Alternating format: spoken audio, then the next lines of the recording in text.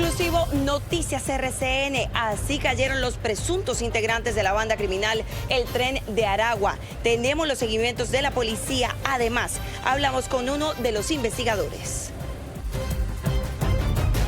Ministro de Defensa, director de la Policía y fiscal general revelaron detalles del operativo.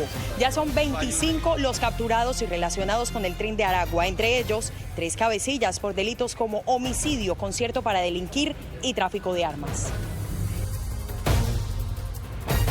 Fue legalizada la captura de Gustavo Agames, alias El Costeño. Es señalado por la Fiscalía de haber asesinado a un menor de 15 años en un bus de Transmilenio, aparentemente por pisarlo. Imputación sería esta tarde en Bogotá. Las causas y efectos que tendría una recesión en la economía colombiana. La advertencia la hizo el mismo presidente Gustavo Petro. Como absurda calificó el presidente de FENALCO la propuesta hecha por la ministra de Trabajo de congelar los precios de la canasta familiar. En minutos la entrevista con Jaime Alberto Cabal sobre por qué no es tan buena idea congelar los precios de los alimentos. Gremios cuestionan idea de la ministra de Trabajo de congelar precios de alimentos de la canasta familiar. Esto dentro de la discusión que se viene de salario mínimo. Advierten que este tipo de pronunciamientos pueden generar especulación de precios. Polémica por propuesta del director de la DIAN. Dice que la cocaína debe legalizarse y pagar impuesto como cualquier otra industria. Además dice que el Estado recaudaría aproximadamente 5 billones de pesos al año, como sucede con industrias de tabaco y alcohol. Llueven voces en contra y también a favor. Y en noticias de Antioquia, hay expectativa en Medellín por el anuncio que harán en los próximos minutos el alcalde de la ciudad y el gerente de EPM sobre el futuro de Hidroituango. Se espera revelen la fecha del encendido de la primera turbina. En Noticias del Caribe preocupa la inseguridad en la región. En Barranquilla, varias personas fueron robadas en una panadería, mientras que otro turista en Cartagena fue asaltado. Drama migratorio. Hay desesperación en miles de venezolanos que denuncian que fueron expulsados de Estados Unidos luego de que iniciara el nuevo plan de ingreso de la administración Biden. Alegan que entraron antes del anuncio de la medida. Las autoridades cerraron temporalmente el tránsito por el paso limítrofe con México. Saliendo en este momento, señor.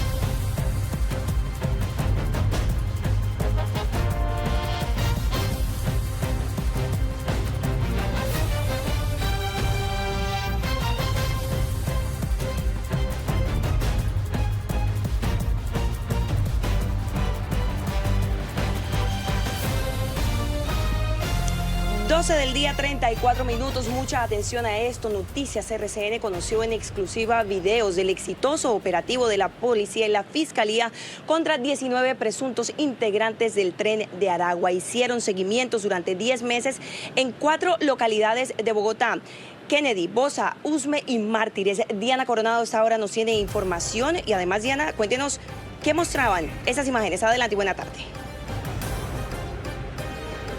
Andrea, televidentes, muy buenas tardes. Así es, Noticias RCN conoció en exclusiva parte de esta exitosa investigación liderada por la Policía Nacional, en la que por lo menos 600 agentes encubierta durante 10 meses le siguieron los pasos y lograron desarticular a 19 de los integrantes de esta temible banda, conocida como el Tren de Aragua, y a la que se le vincula los homicidios violentos, macabros, los desmembramientos y los embolsados, en los que oficialmente hay 8 homicidios atribuidos aquí en la ciudad de Bogotá. Y es que durante el último mes lograron, escuchen la siguiente cifra, cerca de 350 millones de pesos de estos homicidios. Se reunían en el centro de la ciudad y ahí organizaban toda su red delincuencial. Noticias RCN habló con uno de sus investigadores y también conoció algunos de los videos de seguimiento de esta investigación.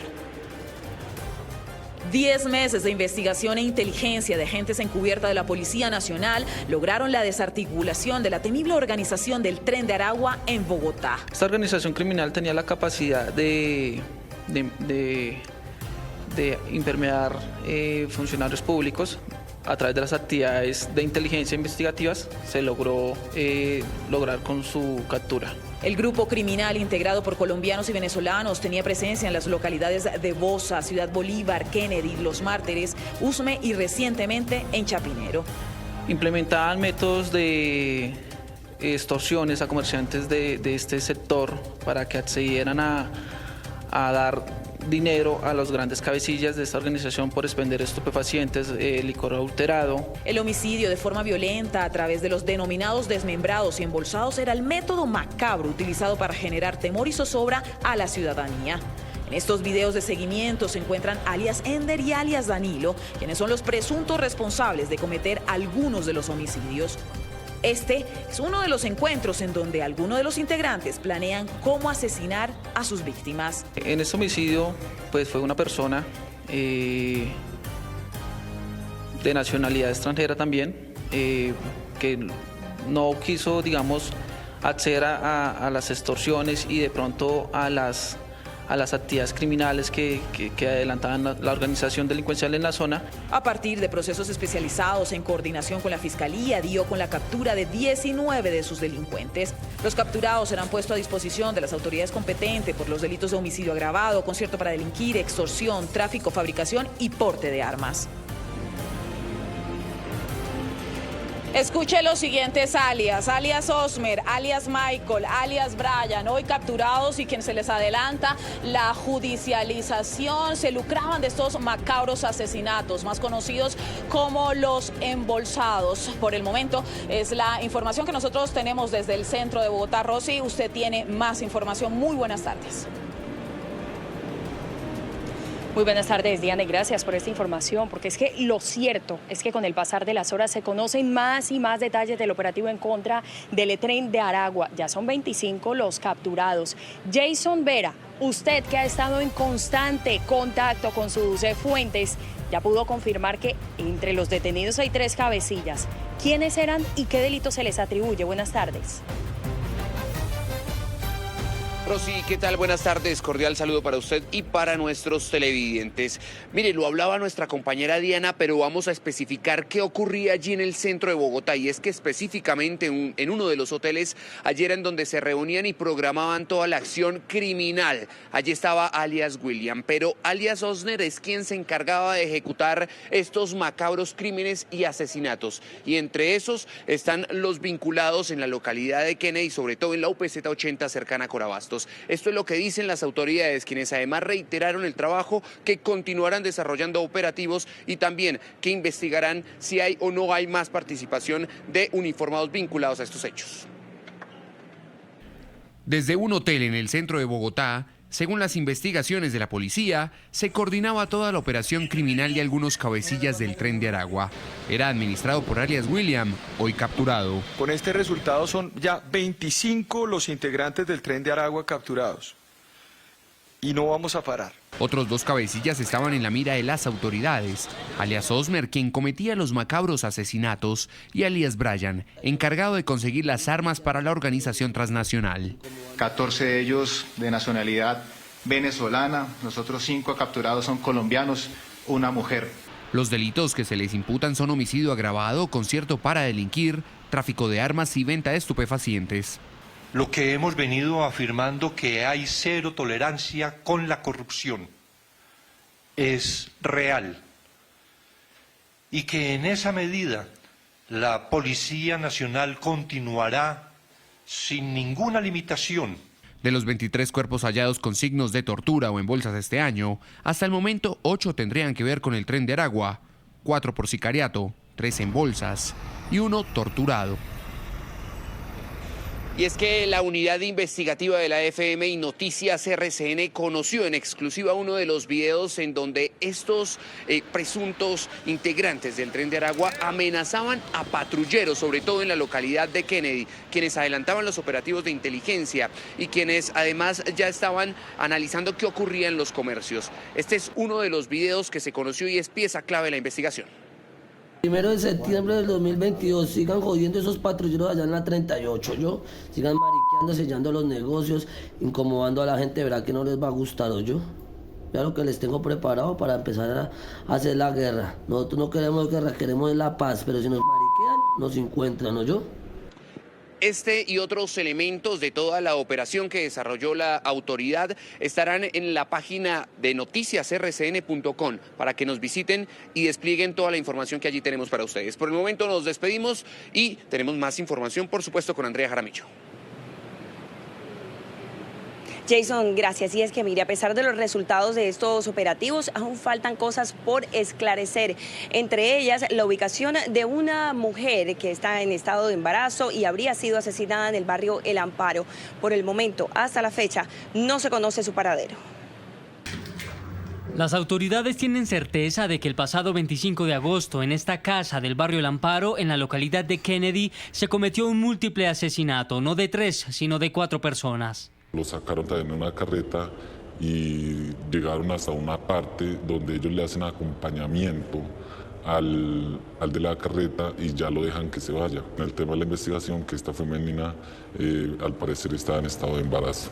En un video que no revelamos por respeto a la víctima se ve golpeada a ese cuerpo que al parecer fue abandonado en un sitio y hora diferente al de sus acompañantes, le siguen la pista. Intervenciones contra la organización Satanás o la organización Los Maracuchos han venido avanzando y logrando un esclarecimiento muy relevante de este tipo de hechos. Pero las investigaciones indican que se trataría de una mujer de 24 años, de Cartagena, Colombia, con 2 hijos y que estaba en estado de embarazo. Femenina, que era una de las parejas sentimentales de los hoyos.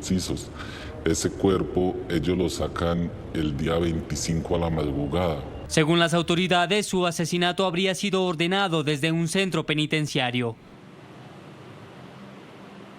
Y mucha atención porque muy cerca de aquí, en Montería, y hace pocos minutos se fue legalizada la captura de alias El Costeño, el hombre que presuntamente habría asesinado a un menor de edad en Transmilenio porque lo habría pisado. Los videos de las cámaras de seguridad fueron clave para su identificación y posterior captura en la capital de Córdoba, hasta donde llegó para evadir a las autoridades. Fuentes humanas fueron claves e importantes para dar con el paradero de este hombre, Gustavo Agames, alias El Costeño, quien era buscado por el delito de homicidio agravado. Un juez penal de garantías en Bogotá expidió la orden de captura y se hizo efectiva en el sector de Pancenú, en Montería, departamento de Córdoba. Se ha actuado bajo esos parámetros, se le ha respetado los derechos y garantías que tiene esta persona como persona capturada, por lo cual la Fiscalía solicita respetuosamente amparar esta solicitud de decretar ese procedimiento legal. Alias El Costeño, según reza en el expediente, ocasionó de manera inmisericordia la muerte del joven y menor de edad Juan Esteban Alzate. El hecho se registró el pasado 8 de octubre en un bus articulado de Transmilenio en Bogotá. El asesinato y la agresión quedó grabado y fue pieza fundamental para reconocer al hombre que le causó la muerte al menor.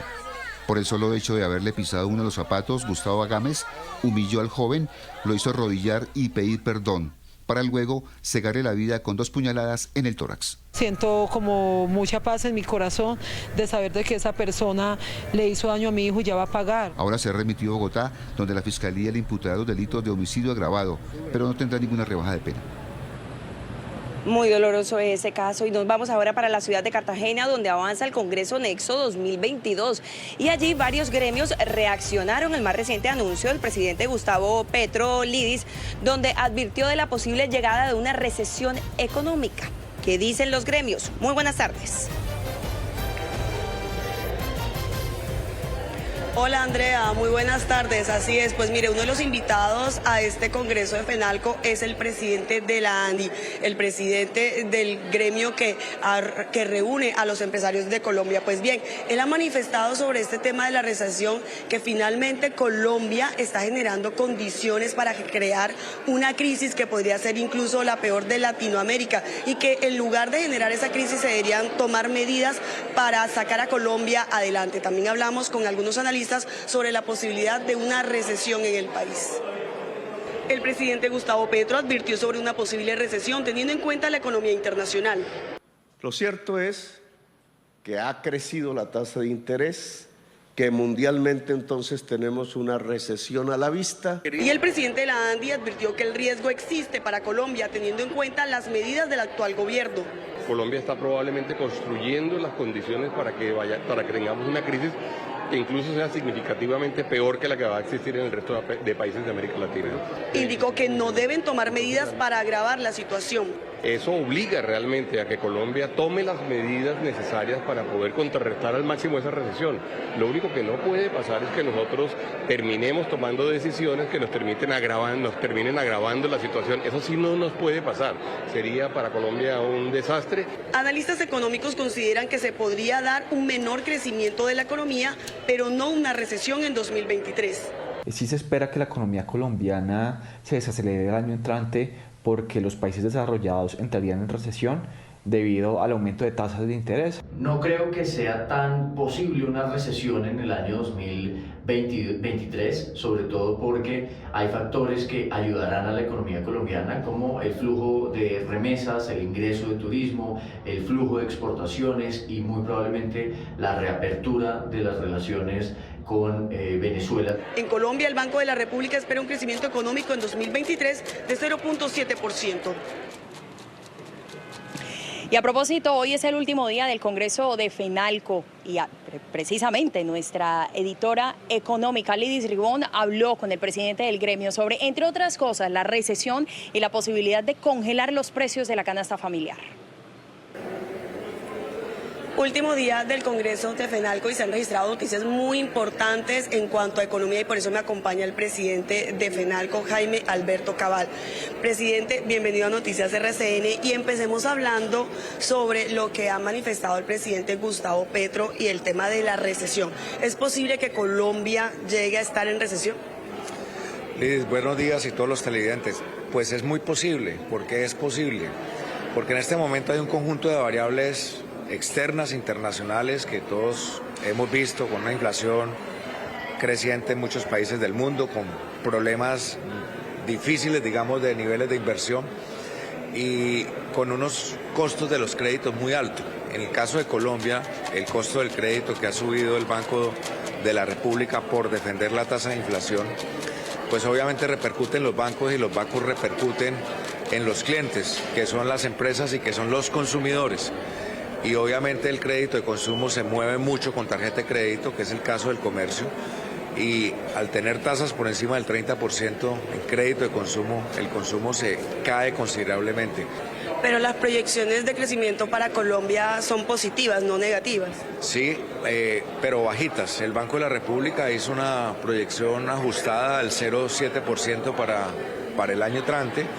Hay economistas que hablan del 2%. Pero obviamente son proyecciones y no sabemos cómo se va a afectar de aquí también con medidas de tipo político, reformas que se tomen, cómo se va a afectar la confianza sobre el país y por supuesto esto puede acelerar ese proceso de crecimiento. Hablemos ahora de salario mínimo porque ese es un tema que se empieza, digamos que a tocar muchísimo a final de año. ¿Cuánto creen ustedes que puede estar ese crecimiento? ¿Cuánto debería ser el crecimiento o el incremento del salario mínimo para 2023? Pues tradicionalmente un salario mínimo, el incremento del salario mínimo lo que busca es recuperar el poder adquisitivo de los trabajadores por efectos de la inflación y valorar la productividad. Por eso la fórmula tradicional siempre ha sido hablar del IPC o la tasa de inflación, más normalmente son 2 puntos de productividad. De ahí para adelante se vuelve un salario más político, menos técnico. Por lo tanto, estamos hablando que la base puede estar en los niveles del 13%. Lo otro con respecto al salario mínimo es que para que alcance ese incremento también habría que parar el precio de los productos. Ayer la ministra de Trabajo decía que se tendría que pensar en un congelamiento en el precio de los productos. Pero a ver, eso con todo respeto pues es un absurdo, porque si los precios suben y se congelan los precios de los productos, entonces ¿qué va a pasar con los empresarios? ¿Qué va a pasar con las empresas? Si van a congelar precios o intervenir precios, que me parece gravísimo, y suben los costos, pues obviamente se trabajaría a pérdida o sin beneficios. Y eso lo que lograría es escasez, desabastecimiento y contrabando. Es un absurdo, dice el presidente de FENALCO, a propósito de esa propuesta de la ministra de Trabajo de congelar los precios de productos que hacen parte de la canasta familiar. Esto ha generado todo tipo de reacciones. Veamos qué dicen otros gremios. Desde ya comenzó la discusión del aumento del salario mínimo, el cual será de 2 dígitos. Habrá otra discusión, el salario mínimo. Se indexa la tasa de interés, pero no el salario mínimo. O sea, es bueno subir la tasa de interés, pero es malo no subir el salario. Y es que en medio de este debate, el gobierno nacional sumó otra propuesta: congelar la canasta básica. Podemos pensar en una congelación de la canasta básica, porque si a uno le suben un 10% y la canasta le sube el 12%, pues el valor adquisitivo queda subsumido. Para las diferentes agremiaciones, este tipo de pronunciamientos pueden ser contradictorios y generar especulación, principalmente en los precios del mercado. Cuando se congelan los precios, al final lo que se generan son las condiciones para que haya desabastecimiento, para que haya especulación, para que haya mercados negros, para que haya contrabando. Realmente, al final, quien termina pagando es el consumidor. Se debe tener en cuenta el costo de producción, porque si el costo de producir un bien, por ejemplo, el huevo, es mayor que el precio de venta, sencillamente los productores van a dejar de producir, se puede generar un mercado informal. No es lo más conveniente, porque si los precios estuvieran estables, los precios de los fertilizantes y de los insumos, pues no habría necesidad de hacerlo. Por ahora, la ministra de Trabajo advirtió que la discusión de este debate hará parte de la mesa de concertación del aumento del salario mínimo en Colombia e hizo la salvedad de que solamente es una propuesta. Y todo lo que pasa aquí en Antioquia nos importa y mucho. Hoy la expectativa en el departamento está nuevamente concentrada en el futuro de Hidroituango. En la sede principal de EPM hoy se podría conocer el día del encendido de la primera turbina que generará energía. Recordemos que esta fecha ha sido pospuesta en varias ocasiones. Ya hay una fecha estimada, le preguntamos a Juan Fernando Tavares. Juan, buenas tardes para usted. Hola, muy buenas tardes. Al fondo del edificio de Empresas Públicas de Medellín, allí en horas de la tarde, el gerente de la entidad y el alcalde entregarán detalles sobre avances en el proyecto. Se espera que se anuncie una fecha ya definitiva de puesta en funcionamiento de la primera de las 8 turbinas que tendrá esta central de generación hidroeléctrica, fecha que ha sido aplazada, como ustedes lo manifiestan. Recordamos, habían anunciado 26 de julio, posteriormente 15 de octubre, fechas que no pudieron cumplirse. Ahora se habla tentativamente del 2 de noviembre. Ha dicho el alcalde antes de viajar a la zona esta mañana, dijo que esperaba reunirse con ingenieros en el proyecto y realizar una inspección para tomar decisiones y tener en cuenta además los conceptos de la unidad de gestión del riesgo para una fecha definitiva. Pero dijo, sin embargo, que cualquier fecha será tomada con base en esos conceptos y con mucha prudencia. Estamos dentro de los tiempos que es antes del 30 de noviembre, pero incluso es posible que la Unidad Nacional de Gestión del Riesgo pida unas pruebas adicionales, y si pide unas pruebas adicionales, pues eso se iría más allá del 30 de noviembre. Si esa solicitud se hace por la Unidad Nacional de Gestión del Riesgo, no habría multa, entonces tampoco hay preocupación. Nosotros no estamos preocupados en relación al tema de la multa. Ha dicho el mandatario local además que el próximo miércoles viajará al proyecto una comisión de la Unidad de Gestión del Riesgo. Es clave el análisis del riesgo, sobre todo para las comunidades que habitan aguas abajo del proyecto. Estamos hablando de municipios como Valdivia, Cáceres, Tarazá, Caucasia, entre otros. La información desde Medellín, expectativa entonces aquí en EPM, por lo que pueda anunciar la Alcaldía y Empresas Públicas de Medellín. Buenas tardes. Juan Fernando, muchas gracias. Y hablamos ahora de otro tema que concentra la atención en Antioquia y es el masivo flujo de migrantes que pasan por Medellín y la región del Urabá. En este momento hay más de 7.000 extranjeros, la mayoría de ellos venezolanos, represados en el municipio de Necoclí. Todos, o la mayoría, esperando continuar por su travesía en la selva del Darién. Hoy, en diálogo con Noticias RCN, el gobernador de Antioquia confirmó que muchos de ellos ya han desistido del viaje y están pensando en retornar. Niños, mujeres gestantes, jóvenes, familias enteras huyen de Venezuela. El éxodo continúa. En Necoclí hay más de 7.000 personas con el deseo de cruzar la frontera hacia Panamá con la mira puesta en Estados Unidos, aunque el endurecimiento de controles que anunció el gobierno norteamericano esta semana cambió un poco la dinámica.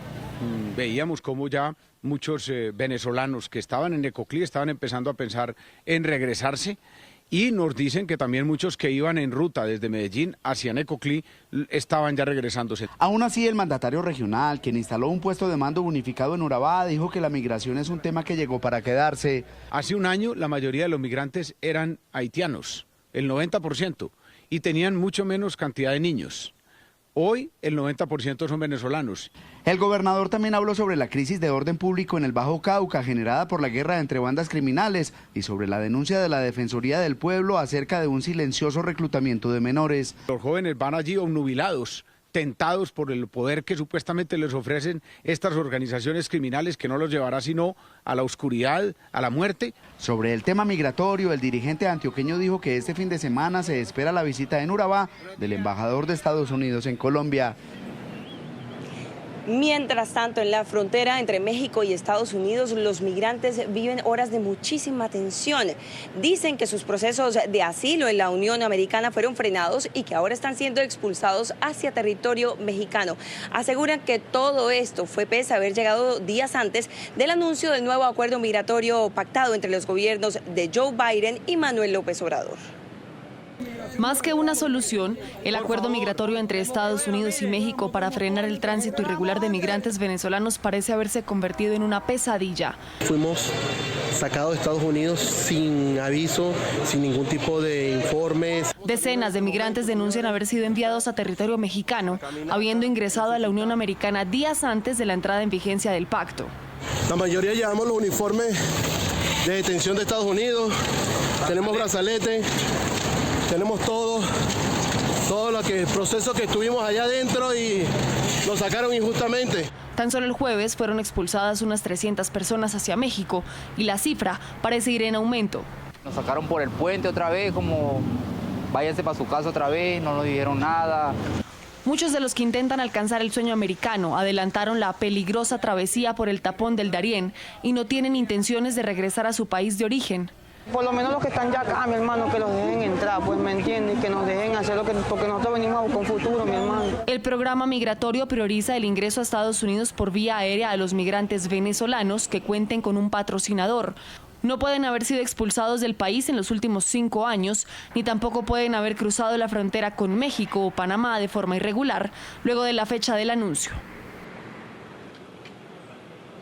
Y al debate de la legalización del consumo de drogas se le sumó ahora el director de la DIAN, Luis Carlos Reyes, quien armó toda una polémica al asegurar que se debería legalizar y además grabar la cocaína. Las reacciones, por supuesto, no se hicieron esperar. Una propuesta que va en línea con la nueva política de drogas que el gobierno de Gustavo Petro busca impulsar, pero que ha generado controversia. Que hay consumidores de estos productos que llevamos décadas gastando un montón de dinero en combatir la producción y el consumo y no ha dado resultados. Esto es algo que el presidente Petro ha manifestado ante las Naciones Unidas y en muchos otros foros. El director de la DIAN, Luis Carlos Reyes, deja claro que es un tema que sería progresivo y el primer paso a dar es analizar cómo consolidarlo tributariamente. Sería incluso un tipo de impuesto saludable que sería importante que fuera bastante alto para disuadir el consumo, no tan alto que incentivara el contrabando hasta niveles difíciles de controlar. Esta carga tributaria, según explica, se pondría para cada etapa de producción. Un IVA para llegar a un impuesto al valor agregado del producto final, serían empresas en una posible reglamentación que habría que pensar y que todavía no se está debatiendo. El recaudo de esos impuestos iría para fortalecer el presupuesto general de la nación. Con esa propuesta el Estado estima al año recolectar 5 billones de pesos. Y aunque el Congreso va a toda marcha para legalizar la marihuana recreativa en adultos, hay quienes no están de acuerdo, pues argumentan que no hay sustento de política criminal. Yo creo que tenemos que empezar a hablar de la legalización de la cocaína. Es un imperativo para el mundo, lo dijo el presidente Petro en la ONU. Es el momento que en nuestro país abra un franco debate de consenso y de disenso, donde podamos establecer claramente que la guerra contra el narcotráfico se va perdiendo. Mientras que para otro sector político es necesario debatir en el legislativo la legalización de cocaína. El director de la DIAN, Luis Carlos Reyes, es perfectamente consciente de que la legalización de la cocaína es completamente inviable en este momento. Sin embargo, lanza esa propuesta para tratar de desviar la atención de la opinión pública sobre lo que realmente es importante. ¿Dónde están los estudios? ¿Qué ocurre con la política criminal? ¿Qué ocurre con la seguridad? ¿Qué sucede con la sociedad colombiana? ¿Cómo quedamos en el contexto mundial? Para el coordinador de política de drogas de justicia es necesario definir cómo se regularía la cocaína sin que existan peligros de blanquear los recursos en el mercado legal. Ahí se requiere, por supuesto, una revisión de las leyes de lavado de activos y de la forma como vamos a evitar que los narcos actuales entren al mercado legal de cocaína. Bien, ahí están las voces a favor y en contra. Vamos a cambiar de tema a esta hora y hablemos de algo que le preocupa a muchísimas personas en nuestro país y que tiene desesperada a la comunidad. Son los robos constantes que se presentan en varias ciudades y les vamos a presentar algunos casos de las últimas horas. Vamos a comenzar en Cartagena, donde robaron a un turista que iba en un taxi. ¿En qué sector de la ciudad? Angie, feliz tarde. Andrea, televidentes, buenas tardes. Mire, ocurrió en la avenida Santander, en inmediaciones del barrio Marbella, cerca al aeropuerto de Cartagena. Es importante decir que en este lugar, de acuerdo con las autoridades, habría sido fichado este turista estadounidense que llevaba un reloj de alta gama. Este objeto habría sido de interés de los delincuentes y fue precisamente lo que les robaron. Ellos abordaron el vehículo, uno de ellos abrió la puerta, le robó el reloj y emprendió la huida. Es importante decir que la policía activó un plan candado, hizo la persecución y logró capturar a uno de ellos, mientras que continúa en la búsqueda de los otros tres. Alias Jason, el capturado, deberá responder por los delitos de hurto agravado y porte de armas. Este es un sujeto que viene realizando hurtos en diferentes barrios de aquí de la ciudad, como Marbella, Crespo, la calle 47 del barrio Torices, El Cabrero. Se está adelantando una investigación contra este sujeto por estos hechos de hurto, que no es la primera vez que los comete. Y a propósito de inseguridad, miren esto que sucedió en el Atlántico. Las cámaras de seguridad de una panadería en Barranquilla captaron el momento en el que varios delincuentes llegaron y atracaron a los clientes del lugar. Airo Cabrera, ¿qué fue lo que pasó? Buenas tardes. Hola, buenas tardes. Esta panadería está ubicada muy cerca a un batallón militar y dicen los vecinos y también los comerciantes que los delincuentes llegaron en una motocicleta en el momento en que más de 12 personas estaban ingiriendo los alimentos. Le robaron celulares, pertenencias y dinero en efectivo. Aunque llamaron a la policía, solo llegó una hora después del atraco. Los comerciantes y habitantes de esta zona del norte de Barranquilla piden que se incrementen los patrullajes de la autoridad en este sector para evitar la delincuencia que los golpea día a día.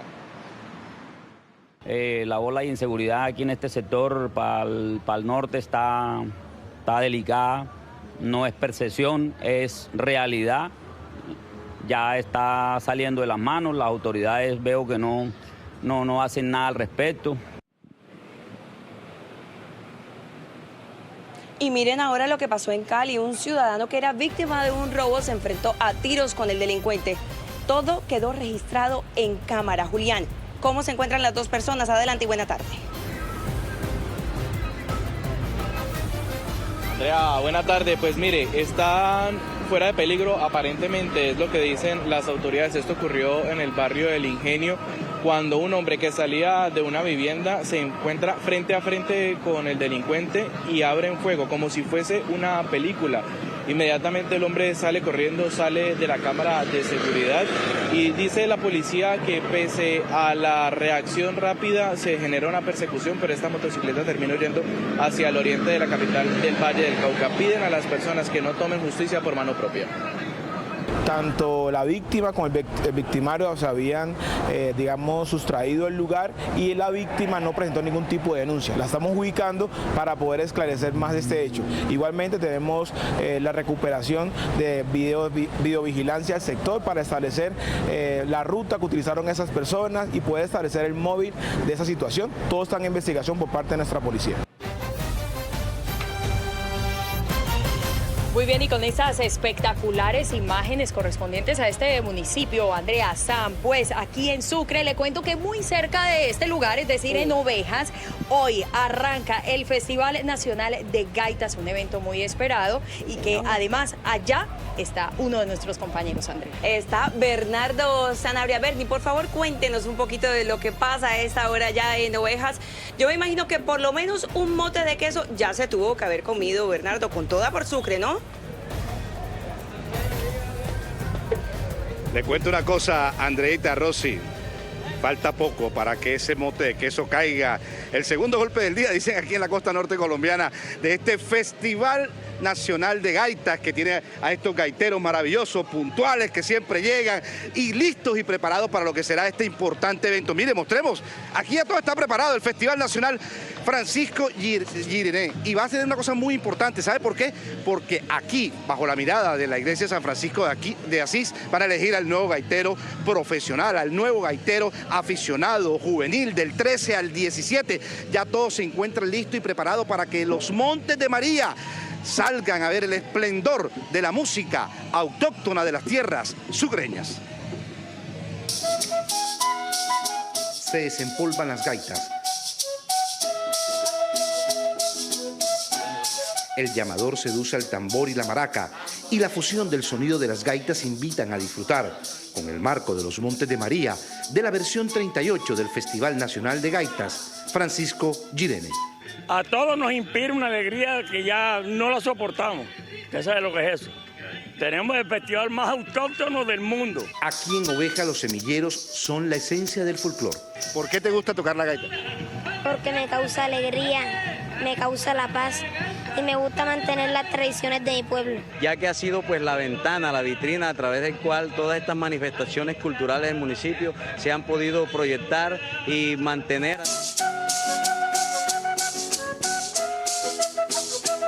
Cientos de habitantes de la región asisten a las festividades folclóricas que muy pocos quieren perderse. El Festival de Gaitas también contará con los conciertos de Peter Manjarrés y Álvaro Ricardo, evento que se realizará en la plaza central de la población.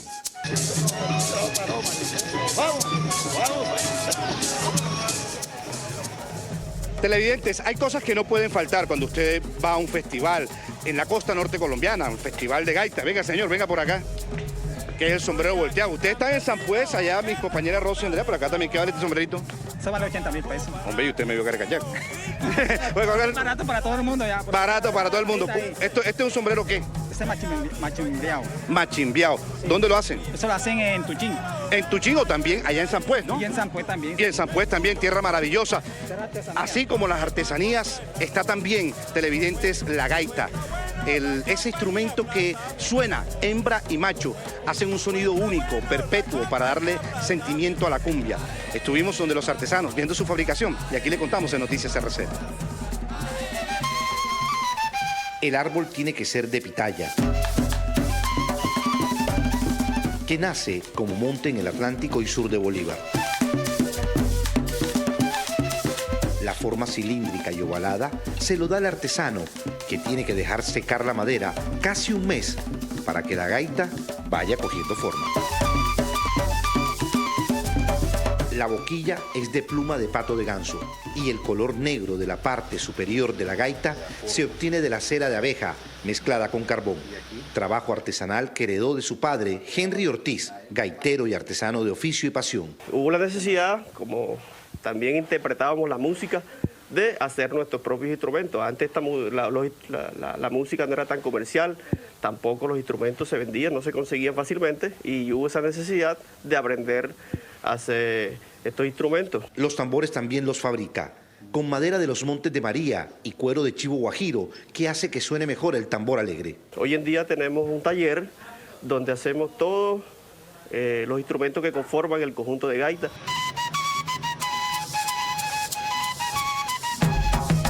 En esta esquina gris de techo de paja, Henry fabrica gran parte de las gaitas que suenan en los distintos escenarios del mundo. Su música y sus instrumentos también estarán presentes en esta nueva versión del Festival de Gaitas en su pueblo, Ovejas. Bueno, y hoy viernes, con puente festivo a bordo, pues en A lo que vinimos tenemos un invitado muy especial, uno de esos personajes que nos sacan unas cuantas rabias en la noche, Onofre Duarte, el papá de nuestro querido Leandro Díaz. Diego Vázquez, gracias por estar con nosotros y A lo que vinimos, hola. Hola, Joana, a lo que vinimos. Claro que sí. Bueno, Diego, sabemos que estás en plena grabación, así que no te vamos a demorar mucho. Diego, ¿cómo logras encarnar un personaje tan difícil como Onofre y transmitir tantos sentimientos a los televidentes? Hombre, hay una complejidad de eventos que a uno le toca empezar a incorporar en su vida y que pues obviamente están determinados por los libretos. No se crea tan importante. El nivel de verdad que puede interpretar uno tiene que ver también con el nivel de compromiso que uno puede hacer para enfrentarse a una escena. Entonces, digamos que ha sido un proceso difícil, ha sido un proceso complicado, pero también ha sido un proceso muy enriquecedor porque he tenido el apoyo de mis compañeros, de mis directores, que me han podido llevar por donde se necesita y bueno, pues ese es el oficio. Bueno, Diego, ¿qué tan difícil es lidiar con este personaje que rechaza a su hijo, que lo maltrata todo el tiempo cuando se es papá? Yo creo que es más fácil, porque ser padre te enseña también a reconocer todas las veces tus errores y también a reconocer las virtudes que tienes como maestro, como enseñador, como cuidador, como encargado, como administrador de la vida de un hijo, porque finalmente nuestros hijos no son nuestros, sino de Dios. Entonces hay que dar gracias a Dios por todas las bendiciones de aprender acerca de lo que vemos alrededor también. Me imagino, Diego, que debes recibir todo tipo de mensajes en la calle. ¿Qué te dice la gente con este personaje? En general hay como dos sentimientos, uno de felicitación, de admiración por el trabajo hecho y otro como de crítica, pero me están criticando a Leandro. Ojalá que uno se encontrara al personaje de Leandro, o sea, a Onofre. Ojalá uno se encontrara con Onofre en la calle y le dijera, oiga, ¿usted por qué está mal, papá? O sea, uno pudiera ojalá enfrentar a las personas que se portan mal con los hijos y con la familia, pues sería muy chévere.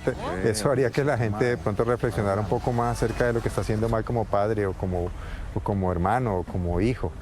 Sí, es una reflexión, por supuesto, para querer, para valorar mucho más a sus hijos. Diego, un abrazo. Sigue con tu grabación, por favor. Felicitaciones y gracias por esta entrevista. Feliz tarde. Joana, muchas gracias. Un beso grande y espero que sigan disfrutando de Leandro. 1:13 p.m. Miren estas imágenes. Ataque al cuadro Los Girasoles de Van Gogh en Londres.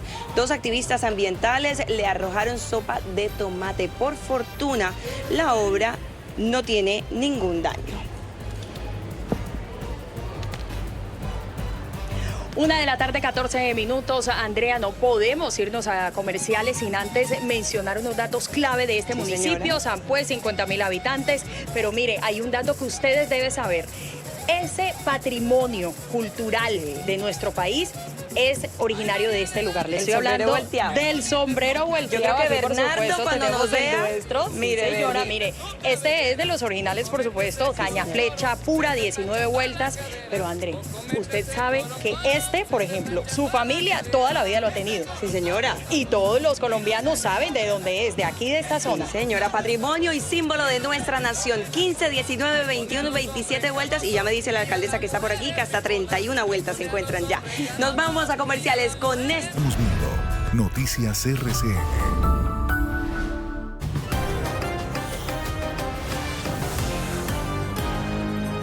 1:23 p.m, mucha atención porque por primera vez en la historia el dólar alcanzó a cotizarse por encima de los 4.700 pesos. La información la tiene nuestra editora económica Lidy Ribón. Lidy, adelante.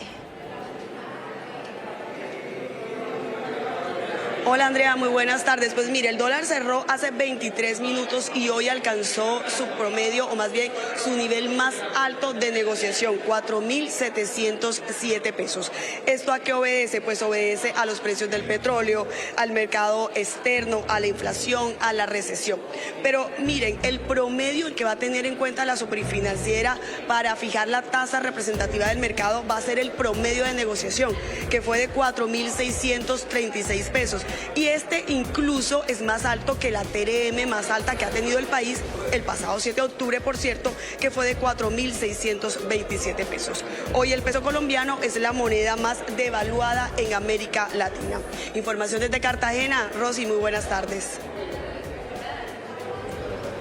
Le recibo yo, Lidis, preocupa muchísimo. Y bueno, estas son las noticias económicas que tenemos en Noticias RCN. Y vamos a cambiar de tema, Rosis, y vamos a hablar de esta semana de receso, porque ya comienza el puente y comienza esos días de remate, los últimos días de descanso para estudiantes y, por supuesto, para sus familias también. Pues precisamente, Andrea, a esta hora avanza el plan Éxodo y nuestro patrullero Efraín Arce se ha movilizado por las calles. En este momento está en el sur de Bogotá. Bueno, Efraín, ¿cómo está la situación a esta hora? ¿Sí están saliendo muchos vehículos? ¿Qué tal? Muchos vehículos. A esta hora pueden ver ustedes la autopista sur. No se mueve la autopista sur. Tremenda lentitud para salir. Lo que pasa es que aquí ha llovido fuertemente. La avenida Boyacá, para llegar hasta acá, se ha trancado muchísimo debido a la cantidad de agua que ha caído. Hay muchos charcos, pequeñas inundaciones. Atención, porque la policía de carreteras pues le pide a todos los viajeros estar muy al tanto. Deberían llamar al numeral 767 antes de emprender su viaje. Se calcula que van a ser más de 4 millones de vehículos los que van a transitar por las vías nacionales. 5.000 policías estarán garantizando la seguridad. A los viajeros se les recomienda tener el equipo completo, todo el equipo de carreteras y el vehículo debidamente revisado antes de emprender su viaje. Se acaba el receso estudiantil de octubre, que sumado al puente de la Raza, las autoridades calculan que serán más de 4 millones de vehículos los que se movilizarán por las vías nacionales. Por ello, se recomienda a los conductores tomar precauciones con sus vehículos. Acatemos todas las recomendaciones de las autoridades de tránsito sobre las vías nacionales.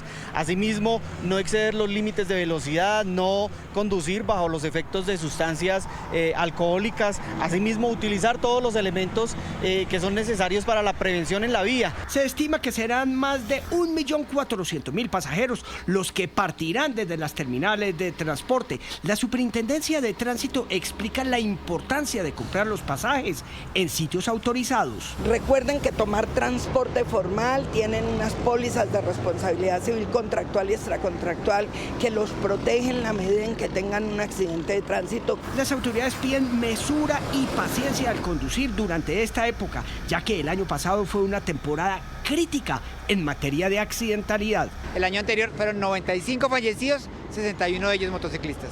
Serán 5.000 policías los que brindarán seguridad a los viajeros en las vías con el apoyo del Ejército, Armada, Fuerza Aérea y las policías locales. Efra, gracias. Vamos a cambiar de tema y vamos con una historia que nos llena de alegría, y es esta, la de 6 niños cartageneros de las zonas más vulnerables de la ciudad que viajaron hasta Madrid, en España, para cumplir un gran sueño: visitar y conocer las instalaciones del Real Madrid. Además, tienen la oportunidad de visitar varios sitios turísticos de la capital española. Andrés Gil nos tiene la historia. Andrés, adelante. Hola, muy buenas tardes. La que tenemos a esta hora es una historia verdaderamente refrescante, emocionante, que nos produce mucho orgullo como colombianos y más aún a la costa caribe colombiana.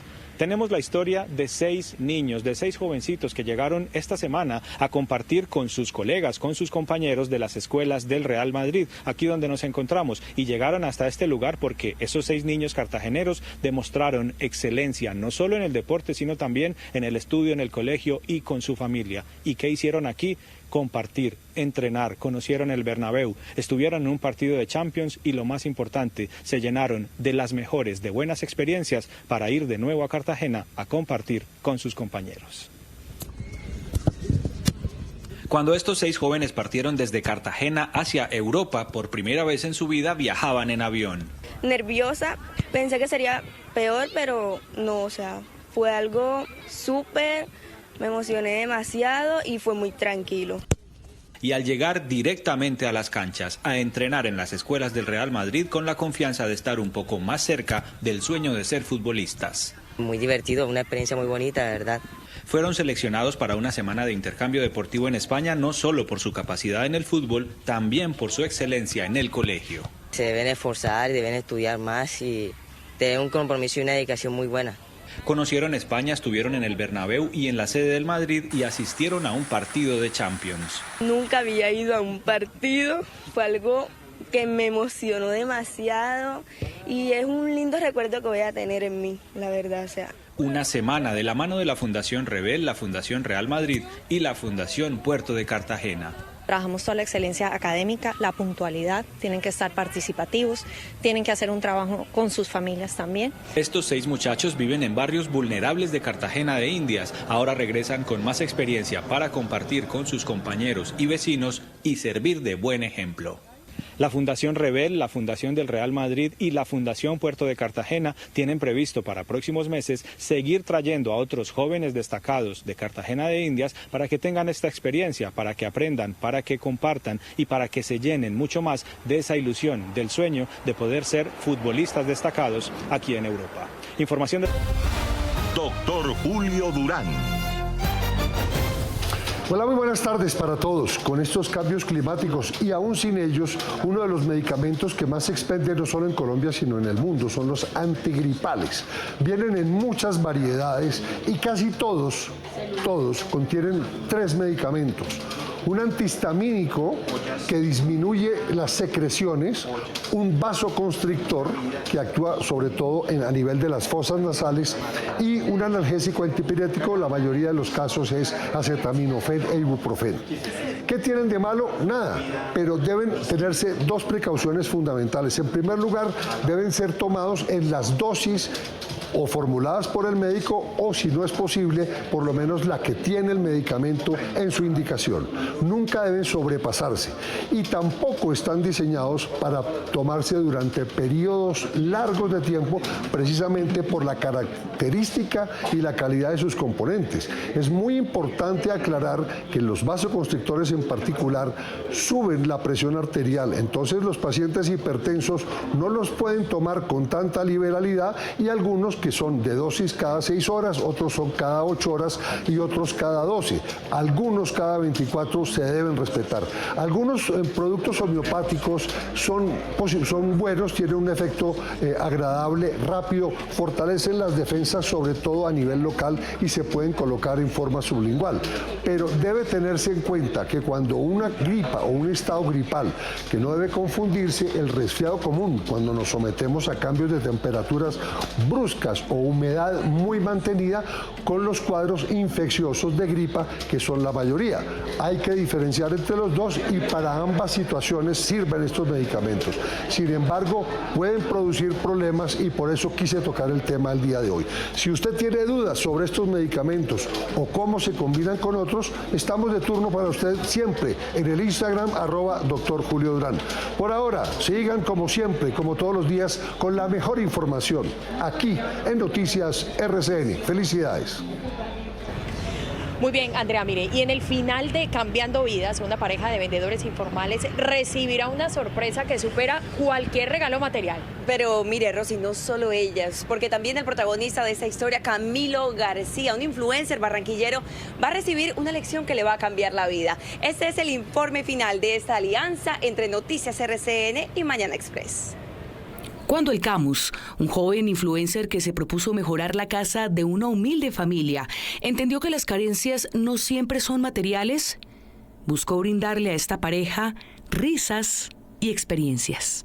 Es cuando decidí hacer diferentes actividades, como por ejemplo el cambio de look que hicimos con la Chiqui, que le dio a ella ese anhelo de haberse siempre querido sentir bella.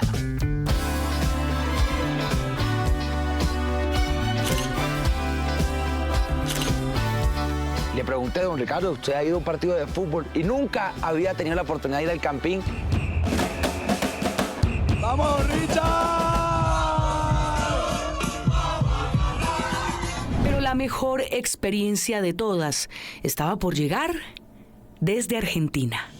Cuando pude conocer la historia de que su hija Angie se fue a Argentina y no había podido venir desde hacía 6 años, es cuando yo digo, no, aquí hay que ver cómo podemos lograr que este reencuentro sea y que de verdad para ella recuerde esta experiencia como algo inolvidable en su vida. Con la excusa de la llegada de un nuevo electrodoméstico, la chiqui recibió una sorpresa que tampoco esperaba y que es más valiosa que cualquier regalo material. Sí, ahí está, porque viene dobladita ahí como viene.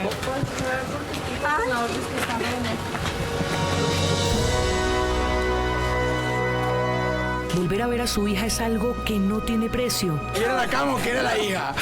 Ay, yo no quiero ninguna cama. Esto es un mejor regalo. Es un mejor regalo, en serio. Y el horno microondas. ¡Wow!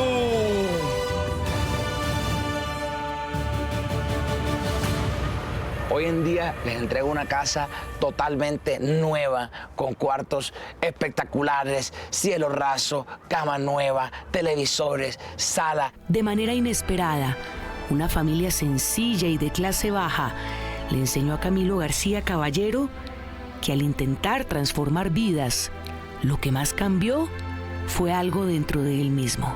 Sí cambió algo dentro de mí, muy por dentro, muy en mi forma de ser, en mi forma de ver la vida, en tener los pies más aterrizados en la tierra.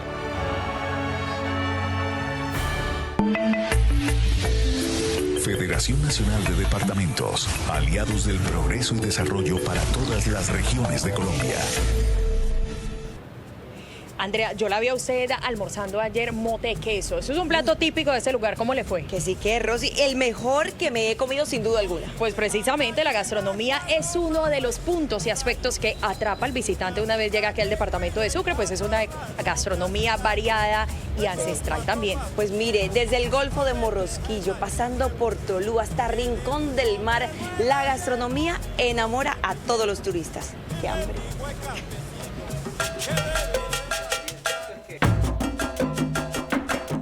El mar le brinda la materia prima a las encargadas de darle sabor y textura a los platos tradicionales de la gastronomía sucreña. El sabor inigualable en la preparación de los mariscos tiene una receta secreta que no está escrito en ninguno de los libros de cocina. Ha sido adobado y conservado sigilosamente en la memoria de las matronas costeñas. Empecé a hacer de cada marisco un sabor diferente porque no los preparo con el mismo sabor. Desde Rincón del Mar hasta Tolú, los sabores del Caribe sucreño se mezclan, muchos se fusionan y hasta la yuca frita tiene un sabor distinto en tierras de las aguas cálidas. Nuestra especialidad en el restaurante Itamburi es comida de mar. Manejamos lo que son las cazuelas, los filetes, los pescados, la sierra. Pero el insumo fundamental para que el sabor sea diferente, exótico e incluso hasta mágico es... Nosotras las cocineras de Tolú cocinamos con el mejor ingrediente, el amor. Gastronomía rica en sabor y en variedad, desde plátanos pícaros hasta el pulpo en tinta, pasando por una tradicional mojarra o una apetitosa sierra en leche de zumo de coco. Sabores del Caribe que se degustan por los comensales que arriban a las playas sucreñas en esta época de receso escolar. Ahí tienen una razón más para visitar Sucre. Miren, y si todavía tienen dudas, una invitación. Está que cae la lluvia. Aquí a San Pues, desde el 21 al 26 de diciembre, será el reinado y festival del sombrero volteado y eso va a estar maravilloso. Pues tan maravilloso va a estar que desde ya están lanzando los voladores. Eso quiere decir que con 2 meses de anticipación se abren las fiestas. Llegó el momento, Andrea, de hacer una pequeña pausa que comerciales desde este municipio. Los dejamos con estas espectaculares imágenes correspondientes a la iglesia San Juan Evangelista a unos pocos metros de este punto. Ya volvemos. Apaga tu lucecita y yo enciendo mi luminaria. Apaga tu lucecita y yo enciendo mi luminaria. Que me aconseja Rosita que me quede yo que me vaya. Que me aconseja Rosita que me quede yo que me vaya. Me la llevo. Haremos desde Sincelejo y también tendremos información desde Ovejas porque vamos con toda por Sucre. Que tengan una feliz tarde. Chao.